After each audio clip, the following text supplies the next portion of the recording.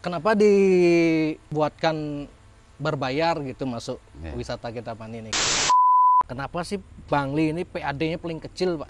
Benar gitu, Pak ya? Adi setiap konser di Bangli bubarange, Pak.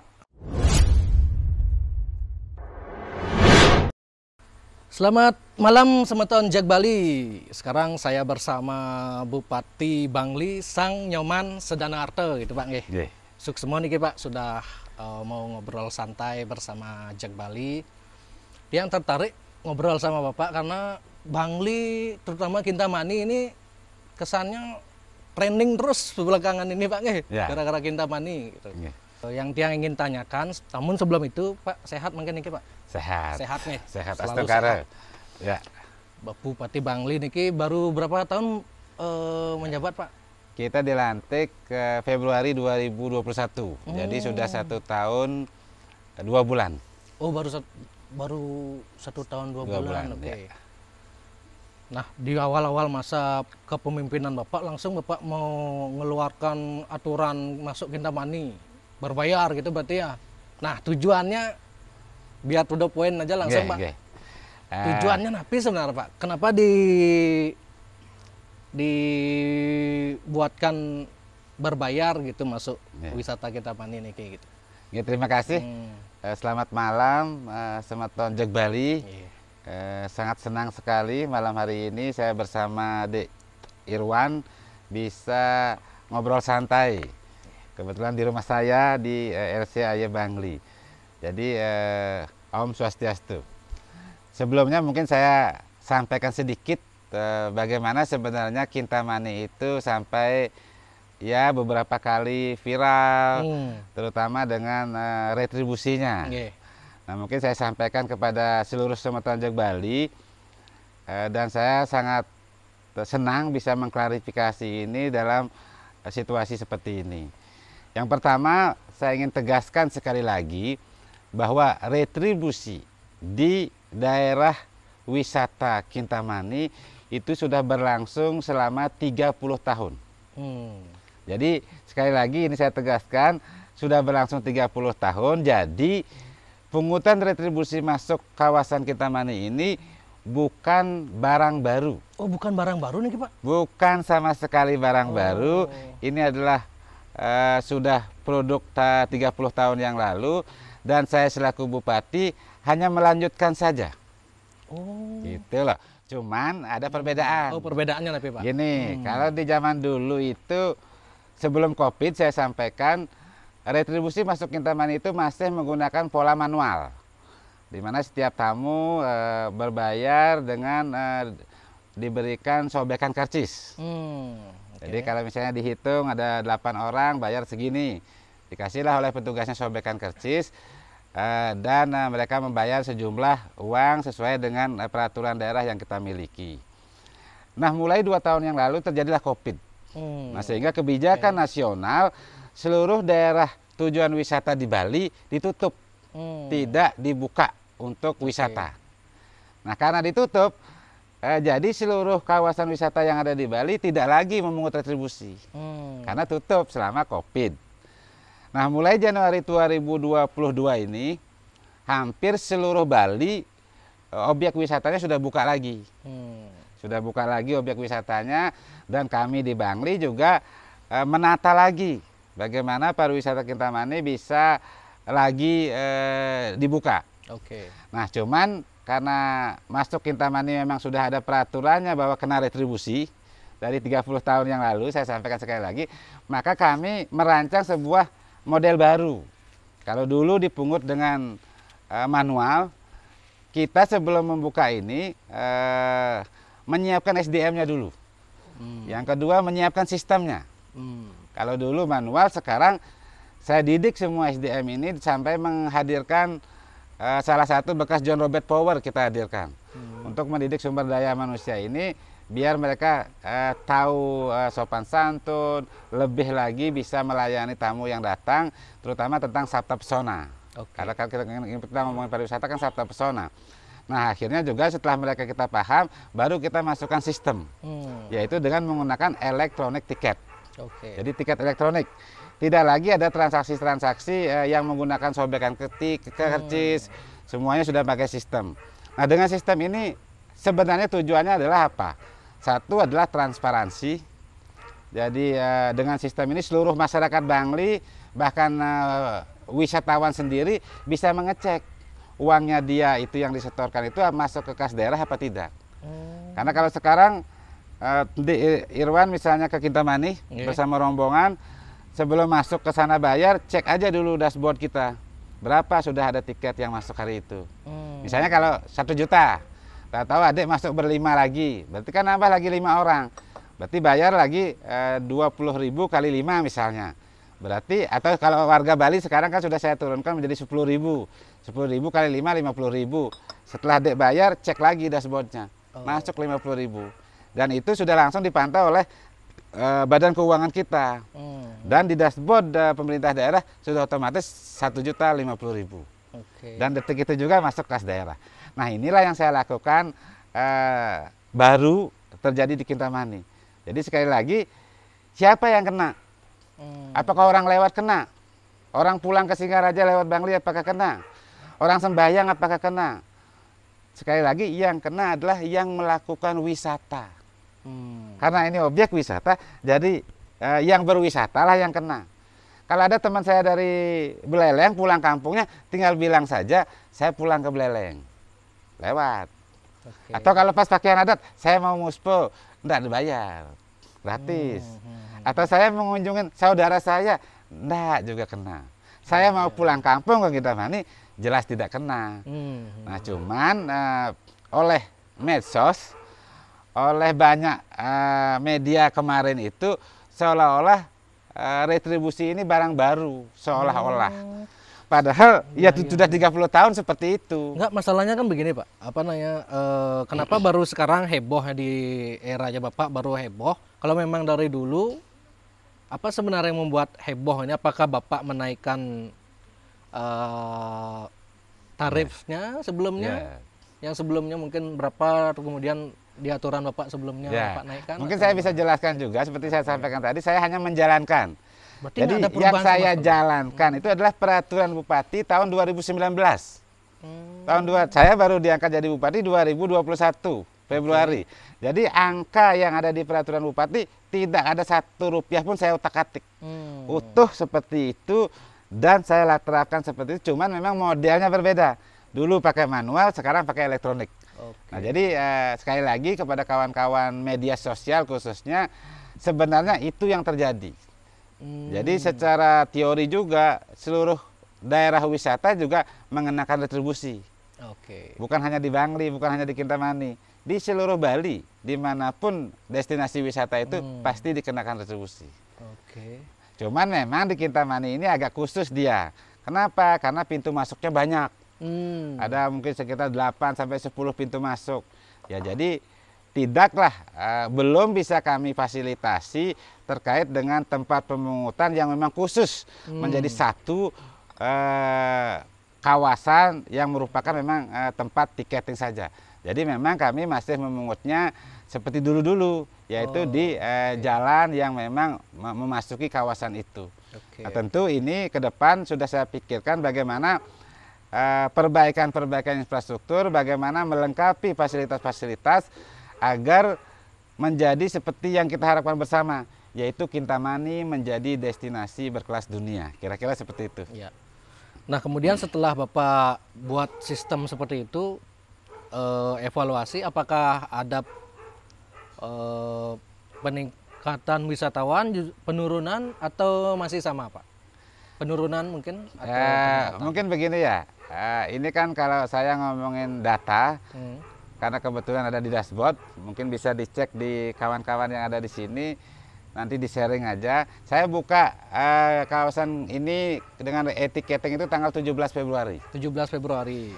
Jadi sampai detik ini, berdasarkan data yang kita miliki dan tren grafiknya itu menanjak terus. Menanjak terus. Menanjak terus. Jadi syukur pemerintah syukurlah bahwa Kintamani tetap menjadi salah satu destinasi favorit bagi kawan-kawan kita di Bali dan juga bagi tamu-tamu domestik bahkan asing sudah mulai meningkat di minggu-minggu terakhir ini.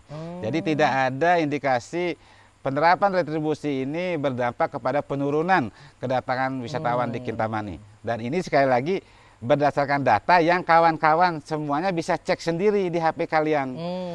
Gimana ngeceknya Pak? Ngeceknya mungkin Panji bisa bantu nanti passwordnya apa, username-nya apa. Jadi silakan saja. Bahkan siapapun yang mau lewat Kintamani bisa ngecek dari handphonenya sendiri-sendiri.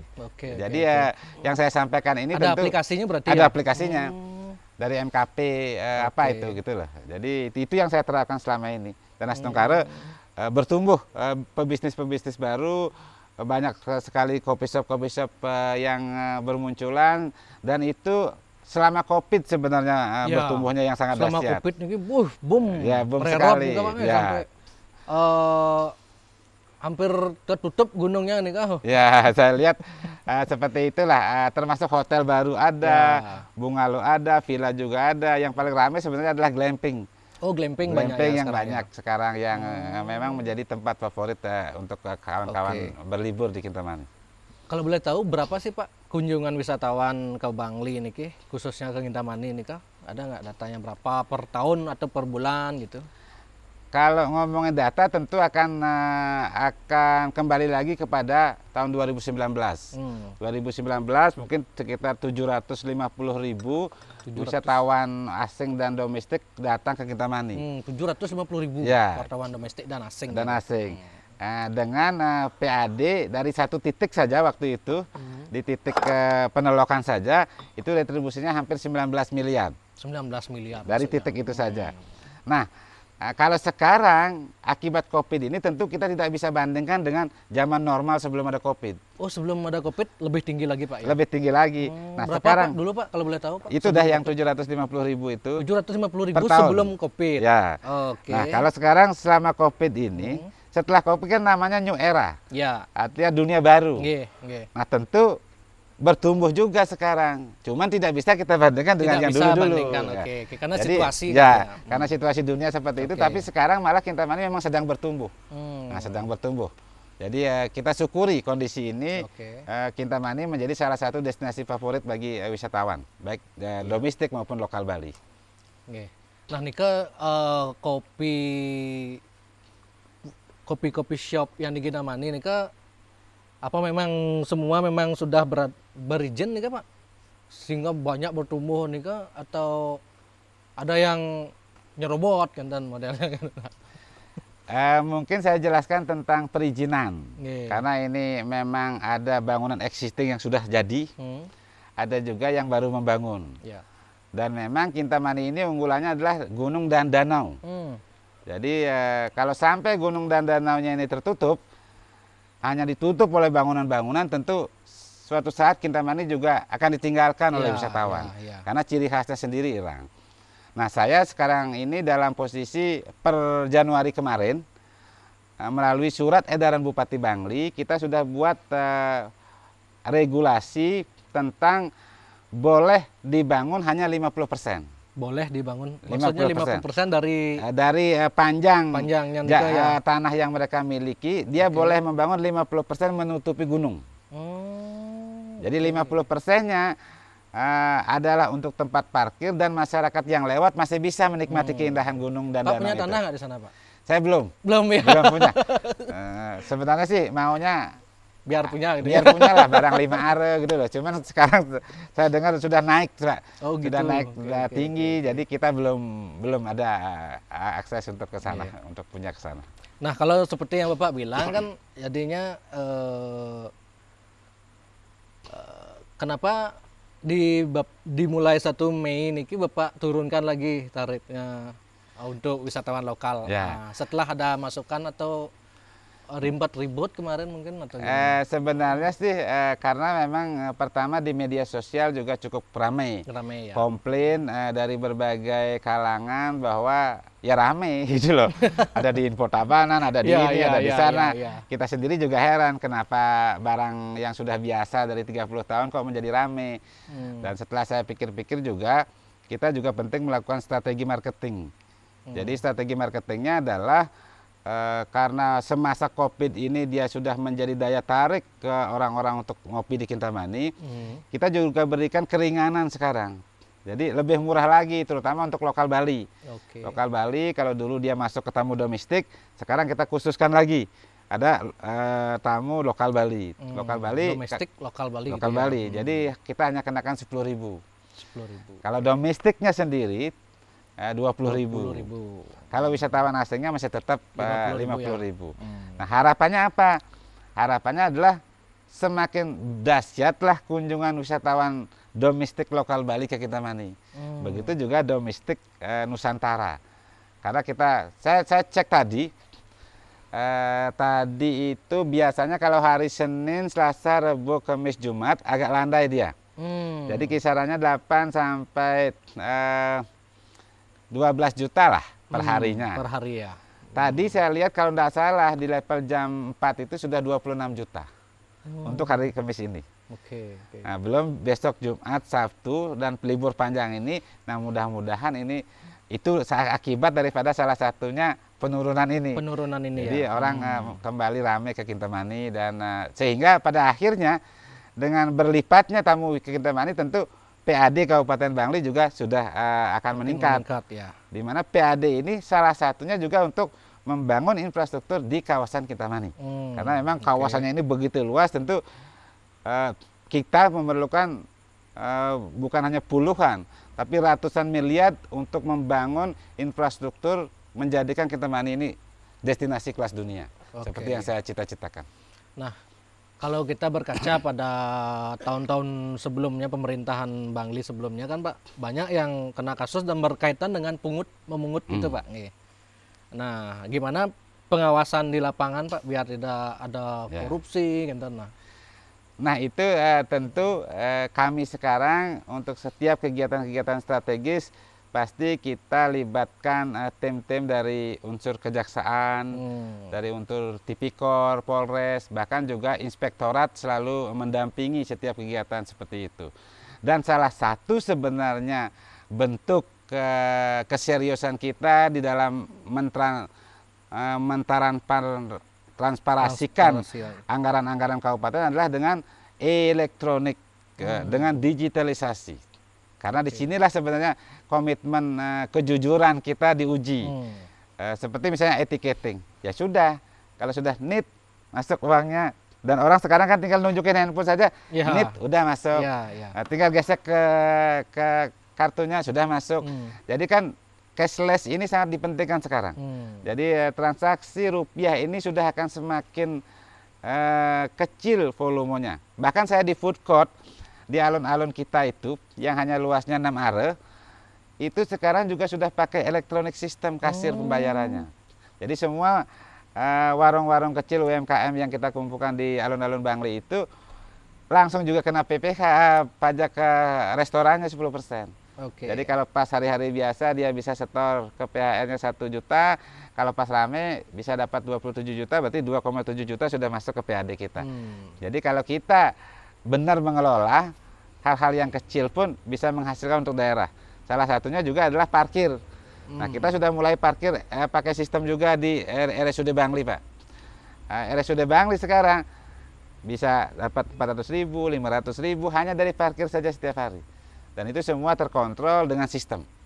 Maka peran daripada badan-badan yang ada di Bangli ini, terutama dari badan pengawas, yaitu inspektorat, DPRD kita, dan juga yang paling penting adalah peran masyarakat di dalam bersama-sama mengawasi jalannya pemerintahan ini. Karena tanpa LSM, keterlibatan media, semua menjadi satu kesatuan dalam semangat untuk membangun Kabupaten Bangli yang tercinta ini. Pak, Bapak kan 2 periode sudah sempat menjadi wakil sebelumnya. Sekarang menjadi bupati. Tentunya Bapak pasti tahu lah kenapa sih Bangli ini PAD-nya paling kecil, Pak. Benar gitu Pak ya? PAD paling kecil ya. Betul. Padahal banyak wisatawan, banyak objek wisata juga gitu. Menurut Bapak karena apa itu? Sebenarnya disinilah pentingnya inovasi dan kreativitas seorang pemimpin di dalam melihat potret potensi kabupatennya.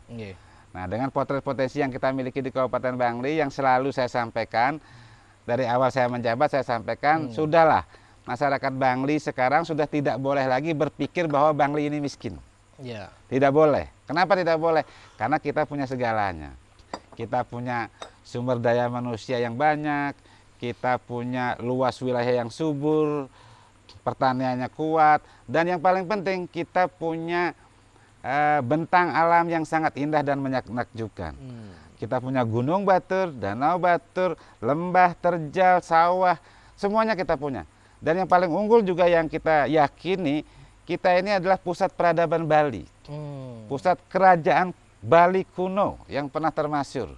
Dan itu juga dibuktikan dengan peninggalan-peninggalan prasasti sejarah dan banyaknya pura-pura Baliage yang ada di Kabupaten Bangli. Maka sekarang semangat kami adalah semangat jengah membangun Bangli, dan saya sampaikan kepada seluruh masyarakat untuk jangan takut-takut untuk bermimpi. Jangan takut-takut kita untuk menyampaikan keinginan-keinginan dan mimpi-mimpi yang tinggi. Dan saatnya sekarang mimpi tidak untuk kita diskusikan, tetapi mimpi Kabupaten Bangli harus kita wujudkan dalam bentuk yang nyata. Dreams are not to be discussed, but dreams to be worked on. Kira-kira begitu saya sampaikan kepada seluruh masyarakat Bangli untuk jengah. Bagaimana kalau dulu Kabupaten Bangli ini kalau ketik di YouTube, mungkin hari ini juga masih kota tergelap di dunia misalnya. Muncul salah satunya Bangli. Jadi kita itu gimana sih gitu loh. Masa naruh lampu aja nggak bisa kan gitu seolah-olah ini. Nah ini yang lagi kita kerjakan. Makanya di tahun pertama saya genjot wajah kita dulu kita bersihkan. Apa wajah kita? Ya kota kita. Maka alun-alun dalam hitungan bulan kita rencanakan langsung kita eksekusi. Dan langsung selesai diresmikan oleh Pak Gubernur. Dan kalau boleh saya... Kemarin ramai sekali Pak ya peresmian ini kok. Kenapa dibubarkan ini Pak? Itu ramai sekali juga Pak. Setelah sangat ramai sekali. Itu juga sebenarnya bukan dibubarkan sih sebenarnya. Oh bukan dibubarkan. Bukan, karena waktu itu panitianya minta izin dari jam 7 sampai jam 10 malam. Oh panitianya minta izin sampai jam 10 malam. Untuk keramaiannya jam 10 malam. Nah ternyata kegiatan ini molor. Sampailah bintang tamu kita yaitu No Stress. No Stress ya. Mulainya jam 10. Itu loh. Bagus Wiratan apa No Stress? No Stress. No Stress ya. Waktu itu. Sampai jam 10 mulai. Nah, akhirnya kan dikasihlah oleh Pak Polisi itu 1-2 lagu. Karena izinnya sampai jam 10. Jadi waktu itu di stop ya karena memang ya, izinnya mintanya sampai jam 10 sih gitu loh. Tapi syukur waktu itu memang lagi habis launching, saya juga bangga waktu itu karena begitu banyaknya anak muda, mungkin hampir puluhan ribu saya lihat waktu itu. Dan cewek-cewek anak muda ini berani berargumentasi dengan polisi waktu itu. Berargumentasi loh ini. Dan satu pun tidak ada pecah belah yang pecah, dan satu pun pohon-pohon yang kita tanam tidak ada yang dicabut. Berarti karena keramaiannya yang tidak diizinkan? Karena izin keramaiannya sampai jam 10 mintanya. Alasannya karena COVID? Karena kan memang dibatasi juga waktu itu, belum seperti sekarang. Kalau sekarang kan sudah hampir booster semua, jadi sudah hampir normal lah situasinya. Kalau waktu itu memang benar-benar masih 50% dan izin keramaiannya sampai jam 10. Jadi ya mohon maklum dan semuanya maklum. Walaupun mungkin dongkol dalam hatinya, tapi syukurlah tidak terjadi kejadian yang parah waktu itu. Nah itu idenya siapa Pak yang bikin alun-alun Bangli ini kok? Bapak sebenarnya dari ide itu mungkin kolaborasi ya antara pemimpin dengan rakyatnya. Waktu itu saya baru dilantik, Gianyar sudah ada alun-alun, saya main ke Gianyar bersama Pak Bupati Gianyar, kita ngobrol sambil jalan-jalan di alun-alun. Setelah itu saya share di Facebook, saya kasih tawaran, gimana kalau di Bangli kita bikin alun-alun. Jadi mungkin bisa dicek sekarang ribuan masyarakat Bangli menginginkan adanya alun-alun kota. Nah maka dari itu kita langsung genjot karena waktu itu kebetulan anggaran masih ada, kita langsung genjot perencanaan dan kita eksekusi dan benar. Dan saya syukur sekali alun-alun ini tidak pernah sepi sekarang. Nah, di dalamnya lengkap sekali, ada beberapa arena olahraga dan yang paling baik menurut kita adalah skateparknya. Skatepark yang ada di alun-alun Bangli ini berstandar internasional. dan sudah pernah dipakai seleksi nasional oleh atlet-atlet skateboard yang akan mewakili Indonesia di dalam ajang di Cina, di Hangzhou, Cina bulan September tahun ini. Jadi sangat-sangat bagus sekali. Katanya ada janji drag race gitu, Bangli ya Pak ya? Sempat ada gitu Pak ya? Sebenarnya ada beberapa visi misi yang saya sampaikan dulu. Yang pertama adalah tentang alun-alun, tentang arena olahraga dan drag race. Nah, drag race sekarang kebetulan tadi timnya sudah turun ke lapangan, hanya finalisasi masalah sewa lahan. Sewa lahan. Di mana rencananya Pak? Ada di Bangli Utara. Bangli Utara. Di lembah. Di satu lembah dan memang jauh dari pemukiman. Jadi konsep drag race ini juga adalah bagi kami adalah pemerintah ini juga harus menyiapkan ruang kepada komunitas-komunitas untuk berinovasi dan berkreasi.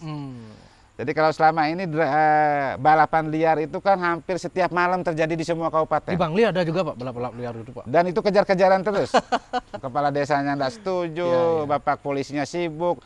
Ngejar di sini muncul di sana, muncul di sana. Bahkan kan kalau kita lihat datanya di Bali kan banyak sekali korban berjatuhan akibat balap liar ini. Maka bagi saya adalah ya pemerintah harus hadir dan menyiapkan infrastrukturnya sehingga kita tidak melarang di jalan raya, tapi kita memberikan alternatif di sini loh mainnya, di drag race sini loh. Dan itu mudah-mudahan berjalan lancar, tendernya berjalan lancar. Akhir tahun ini Bangli sudah mulai memiliki drag race. Akhir tahun ini Pak? Akhir tahun ini Bangli akan memiliki drag race dan menjadi satu-satunya kabupaten di Bali ya? Yang memiliki drag race yang walaupun secara standar mungkin tidak internasional sekali karena tribun kanan kirinya juga belum, tetapi minimal lintasannya sudah berstandar karena didampingi oleh konsultan-konsultan dari IMI pusat. Saya sempat ketemu dengan Pak Bambang juga dan rekan-rekannya, beliau juga siap mendampingi. Berarti udah pasti Pak ya? Akhir tahun sudah pasti ya? Perencanaan sudah ada, tinggal masalah lahan kita deal harga, hari ini tim sudah turun, mudah-mudahan 1-2 minggu ke depan sudah clear. Sehingga proses selanjutnya adalah tender. Tender 1,5 bulan, proses pengerjaan. Iya, mantap. Jadi saya harapkan nanti drag race ini juga menjadi salah satu pemicu ekonomi kerakyatan di sekitarnya. Karena dengan munculnya drag race ini tentu kawan-kawan dari kabupaten luar akan ke sini. Saya harapkan sih UMKM kecil, menengah ini akan muncul di sana. Betul Pak. Jadi kita harapkan seperti itu. Mumpung sama Pak Bupati nih Pak, yang sempat kan jalan-jalan ke Susu, ke daerah Abang Songan, Abang Batu Dingding gitu. Katanya masyarakat di sana itu setiap hari untuk beli air aja, beli Pak gitu. Beli air untuk minum, dimasak, untuk mandi itu sampai beli loh. Ya, betul. Nah, apakah sekarang masih seperti penyebabnya apa Pak? Padahal di bawahnya itu danau gitu loh. Mungkin saya sampaikan sedikit beberapa kita ini penghasil air. Iya, penghasil air. Bahkan Danau Batur ini adalah sumber air untuk Pulau Bali. Kita punya 400-an lebih mata air yang sampai sekarang masih mengalir. Nah, cuman mata air ini semua ada di bawah pemukiman. Semua ada di bawah. Jadi makanya kawan-kawan di hilir, kabupaten-kabupaten lainnya kan sebagian besar memanfaatkan air permukaannya Bangli. Kawan di Gianyar, kawan di Klungkung, kawan di Badung, di Denpasar, bahkan di Singaraja bagian timur juga airnya bersumber dari Bangli. Dan di daerah yang Bapak sampaikan tadi, Abang Songan, Abang Suter, dan Suter itu memang dari dulu PDAM belum masuk ke sana. Oh, PDAM, kenapa gitu Pak? Karena memang mungkin dulu itu kan debit air kita masih kecil. Nah, tetapi semenjak saya menjabat, tahun kemarin, begitu saya dilantik, saya juga sudah memikirkan itu. Maka tahun kemarin kita sudah tambahin 5 pompa lagi di Kintamani. 5 pompa untuk mengangkat air ke atas. Berarti sekarang udah bisa Pak? Sekarang lagi dikerjakan ke daerah itu. Masih proses ya? Masih proses. Dan janjinya dari PDAM Bangli, akhir April ini air sudah nyampe di ketiga desa itu. Akhir April ini? Akhir April ini air sudah mengalir di ketiga desa itu. Nah cuman karena situasi di ketiga desa itu akan ada ngaben massal. Oh gitu. Ngaben massal.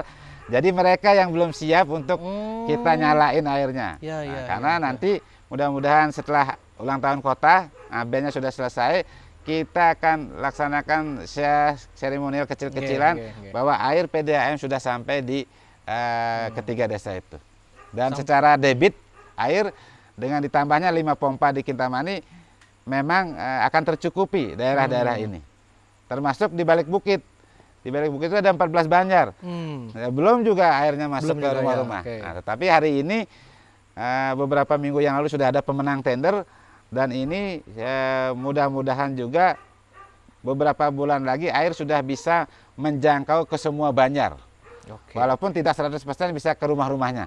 Tapi minimal di depan, di jalan rayanya sudah beberapa titik air PDAM bisa masuk. Sehingga Kabupaten Bangli semakin pemerataan pembangunan ini akan semakin kita bisa rasakan di seluruh pelosoknya. Oke Pak, niki karena tiang share tadi di medsos Pak, jadi tiang minta ada pertanyaan dari netizen. Saya bacakan, Bapak menjawab Pak ya. Tapi tiang random aja Pak. Adi harus ada biaya masuk wilayah Kintamani bin apakah setoran pajak yang diberikan oleh pengusaha yang memiliki usaha di daerah wisata tersebut kurang atau apa?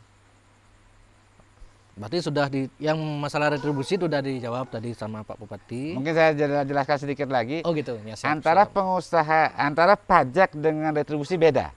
Beda Pak. Beda. Kalau pajak itu adalah yang mengikat pengusaha. Tapi kalau retribusi ini adalah kewenangan dari pemerintah daerah untuk memungut.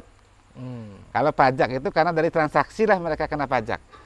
Jadi kita tidak melakukan pelayanan apa-apa terhadap pajak, tapi mereka harus nyetor ke, dan pajak itu juga bukan masuk ke pemerintah kabupaten, tapi ke pajak Pratama seperti itu. Kecuali memang pajak hotel dan restorannya sesuai dengan amanat undang-undang. Adi setiap konser di Bangli bubarange Pak. Berarti yang pembubaran kemarin itu bukan pembubaran pertama berarti Pak ya? Nah, yang Bagus Wirate memang tanggal berapa itu kemarin juga bukan dibubarkan juga, bukan ya? Tapi di stop lagi. Kenapa? Gitu. Karena kemarin itu adalah diperkirakan final voli itu berlangsung 3 set, 3 set, sehingga Bagus Wirate bisa tampil jam 9. Tapi faktanya ternyata rubber set ini. Sehingga Bagus Wirate baru nyanyi jam setengah 11 malam. Padahal polisinya memberikan izin keramaian juga sampai jam 10 malam. Nah ini jam setengah 11 baru mulai nyanyi, akhirnya dikasihlah kompensasi 2 lagu. Setelah 2 lagu di stop lagi. Ya, tapi sempat malam itu saya sudah klarifikasi dengan Bagus Wirate, saya minta jadwalnya tanggal 20 ini kosong. Nah, kita langsung booking, kita akan hadirkan Bagus Wirate lagi di alun-alun Bangli. Dan saya pastikan jam 7, jam 8 sudah start. Sehingga waktu 1 jam mudah-mudahan bisa lebih, masyarakat masih bisa nonton. Kira-kira kalau Bapak Bupati yang nyanyi bakal dibubarin nggak gitu? Kalau bupatinya kebetulan nggak bisa nyanyi. Oh gitu. Mungkin kalau hanya di rumah-rumah. Bapak berarti nggak kayak Pak Gubernur Pak, ikut joget-joget sama Pak Bagus Wirate nanti ikut Pak nanti. Mudah-mudahan nanti karena kan kalau sudah masa seperti itu ya bisa jadi ikut-ikutan. Gitu. Gitu loh. Kepengaruh bisa lagi. Siap Pak. Nggih, sukses semua nih Pak. Pertanyaan netizen sudah yang bacakan semua. Pertanyaan tiang sudah dijawab juga sama Bupati Bangli. Berarti yang paling mengejutkan bagi tiang nih sebenarnya bahwa itu aturannya sudah dari lama itu Pak. Sudah dari lama, 30 tahun. Tapi kenapa boomnya baru sekarang itu yang masih pertanyaan Pak. Nah itu saya juga tidak mengerti. Kita sudah jelaskan, kita sudah bacakan, bahkan sepenggalan-penggalan aturannya sudah kita share di medsos. Yang kena adalah yang melakukan wisata. Nah, ini loh, yang melakukan wisata. Tapi yang namanya netizen kan kadang-kadang juga mereka males untuk membaca narasi yang benar. Ya ikut aja. Nanti kalau ke Beleleng dipungut juga ya di jalan. Nanti kalau ke Denpasar dipungut juga. Saling balas-balasan begitu jadinya. Jadi ya tidak produktif lah. Maka dari itu saya dalam kesempatan ini Semeton Jag Bali mohon dukungannya, mohon bantu, kita lagi berbenah. Kintamani lagi berbenah, pariwisata Bangli juga lagi berbenah.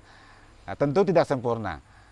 Dan saya yakin juga kita bergerak ke arah kesempurnaan itu.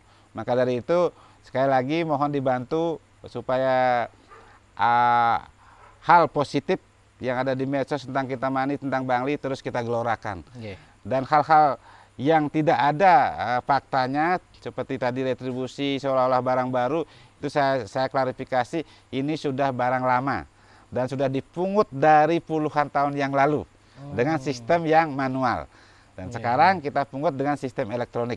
Tapi mohon maaf Pak nih, Tiang sendiri merasakan sebelumnya nggak pernah Tiang dipungut Pak masuk Kintamani ini Pak? Apa mungkin kalau sekarang di mananya? Ya?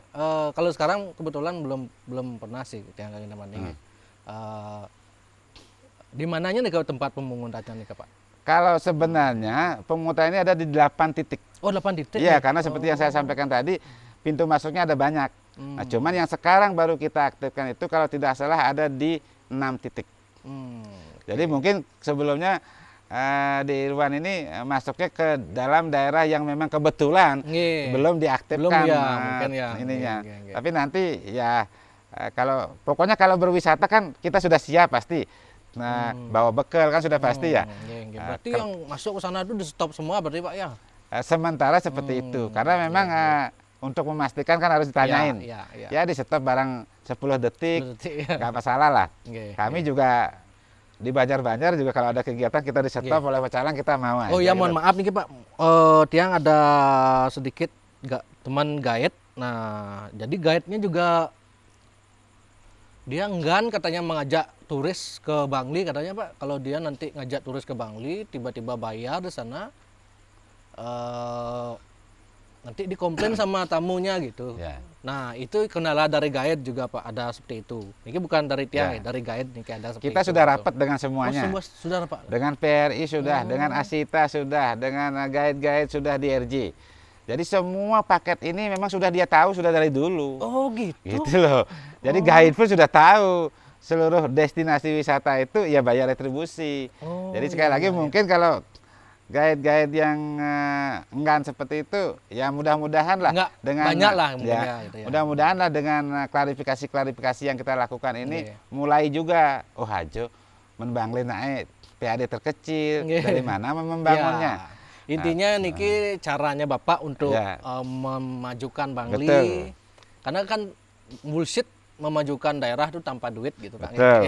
Betul. Dan memang salah satunya memang pajak retribusi yang memang sudah diberikan kewenangan oleh pusat kepada daerah untuk memungutnya. Jadi kalau kami tidak melakukan pungutan, kami juga dalam pantauan sebenarnya. Kita dipantau oleh KPK ke 8 area intervensi KPK. Yang salah satunya adalah optimalisasi pendapatan asli daerah. Jadi dan yang kemarin nyuruh saya pungut itu juga adalah dari unsur-unsur seperti itu. Saya sampai didatangin, Pak Bupati, Kintamaninya rame loh. Jadi kalau ini dipungut PHR-nya, nah kalau aparat-aparat seperti itu nyamperin Bupati seperti itu bagi saya kan perintah. Ada nggak desaan dari pusat Pak untuk ini? Iya, salah satunya memang seperti itu. Dan desaan dari KPK kah? Iya, karena kan memang semua sekarang daerah itu harus optimalisasi pendapatan asli daerah. Dan ini diintervensi oleh KPK. Peraturannya bagaimana, geraknya gimana, perkembangannya bagaimana, dan kita terlalu laporkan. Termasuk juga BPK. Kan BPK turun ini semua sekarang dirapikan. Aset dirapikan, pendapatan asli daerah seperti apa, potensinya gimana, sudah digali nggak potensinya. Nah, kalau dengan undang-undang otonomi memang pemimpin itu wajib berinovasi dalam rangka memajukan daerahnya. Maka saya selaku Bupati juga sekarang ini lagi membuka ruang kepada kawan-kawan pengusaha, investor untuk datang ke Bangli. Oh, berarti masih dibuka juga investor di Bangli? Saya sangat membuka investor, tapi dengan catatan investor yang serius. Investor yang memang memiliki visi sama, yaitu Sustainable Tourism Development. Jadi pembangunan pariwisata yang berkelanjutan, yaitu yang tidak terlalu masif pembangunan seperti di tempat-tempat lain, yang masih memperhatikan budaya, adat istiadat, dan kearifan lokal, dan bisa memberikan manfaat sebesar-besarnya untuk kemakmuran masyarakat setempat dalam jangka waktu yang panjang. Jadi pembangunan Bangli tidak sama dengan pembangunan kabupaten lainnya, khususnya di pariwisata. Jadi kita harapkan sekali lagi mohon kepada kawan-kawan Semeton Jak Bali ini untuk retribusi sudahlah, itu sudah harus diikhlaskan. Bantu kami di Bangli karena memang alam Kintamani ini Pak satu-satunya di dunia di mana ada mata memandang sejajar, gunung api aktif dan di bawahnya ada danau. Ya, ya. Di dunia loh cuma ini. Di Kintamani. Cuma di Kintamani. Itu udah makanya unik. Jadi luar biasa anugerah ini. Masa bayar 10.000 sih komplain kan gitu ya. Walaupun di stop di jalan ya maklum lah. Kami lagi berbenah, kami lagi menyiapkan infrastrukturnya agar memang kawasan ini menjadi destinasi kelas dunia. Oke. Ya. Nggih, suk semua nih Pak. Makasih atas waktunya ya. ngobrol santai bersama Jak Bali. Semoga sedikit menjawab kegelisahan netizen lah kan. Karena sampai sekarang mindset netizen, wah bupati sekarang ini mungut gitu. Dan satu lagi, kayaknya dari 9 kabupaten kota tidak ada kebijakan bupati menurunkan retribusi. Oh gitu ya. Hanya di Bangli. Oh iya iya iya. Mohon ini juga dicermati. Daerah lain dari dulu mungut, sekarang mungut enggak rame. Kita dari dulu mungut, sekarang mau mungut kok rame. Karena peminatnya banyak Kintamani Pak. Akhirnya kita juga lakukan sesuatu yang positif bagi saya. Menurunkan ini juga adalah bagian dari strategi untuk melipat gandakan kedatangan wisatawan ke Kintamani. Siap, siap Pak. Mohon dibantu untuk pembangunan pariwisata. Semua Pak Bupati, semoga sehat selalu. Selamat mengemban tugas Pak Bupati. Om Santi Santi Santi.